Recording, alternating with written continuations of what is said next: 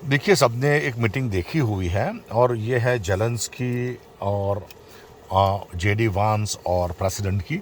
और लोग कहते हैं कि ये बहुत डिज़ास्टरस सिचुएशन थी, जिसको कहते हैं डिप्लोमेटिक डिज़ास्टर। तो मैं ये समझता हूँ कि ये डिप्लोमेटिक डिज़ास्टर है। इस तरह की बातें आ, लोगों को नहीं पता होनी चाहिए, लेकिन फिर भी हुई।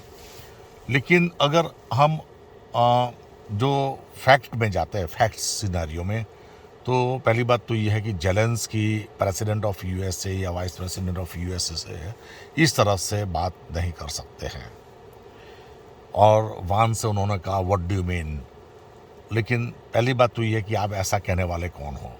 एक तो $350 बिलियन लेना है, आपको मिला है, और ऊपर से आप सामने वाले को कहते हो कि और भी दे दो या तो सपोर्ट चालू रखो। कोई ज़बरदस्ती है क्या? प्रेसिडेंट बदल गए, पॉलिसी चेंज हुई है, ट्रंप नहीं चाहते हैं वॉर आगे हो, और उनकी बात गलत भी क्या है?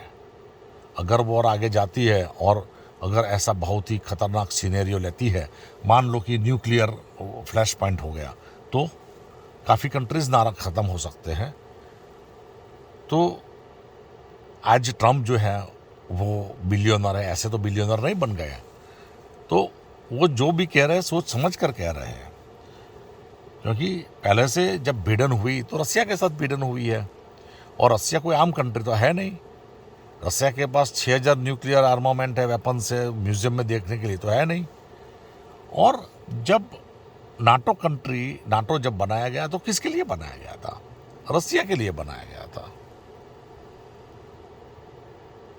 तो जिस एक कंट्री के लिए अगर जो नाटो बनाया जा सकता है, अगर उसी कंट्री से भिड़न हो जाती है आपकी, तो आप क्या कर सकते हो?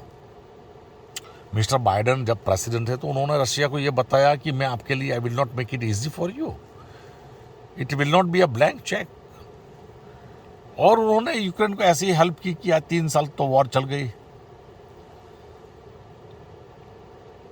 लेकिन आगे कितना?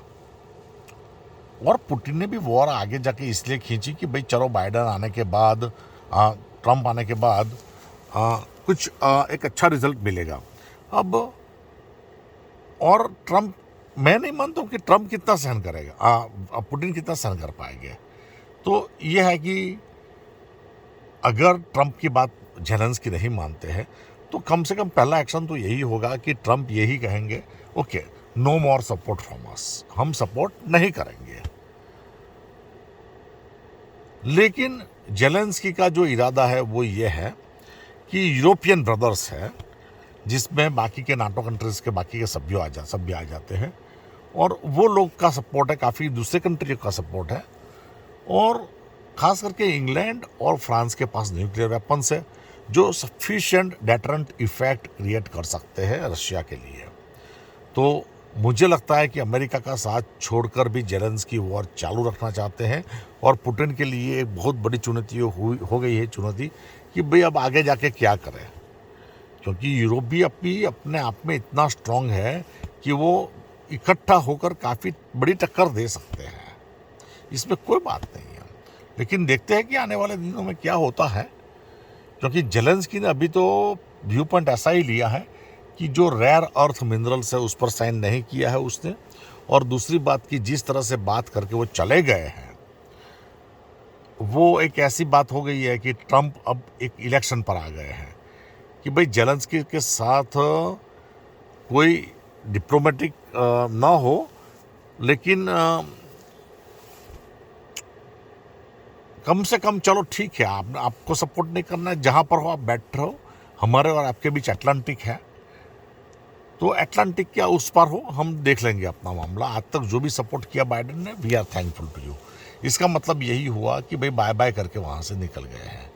अब ट्रंप जेलेंस्की को देखना है कि भाई रसिया के साथ किस तरह से वॉर आगे चलाई जाए।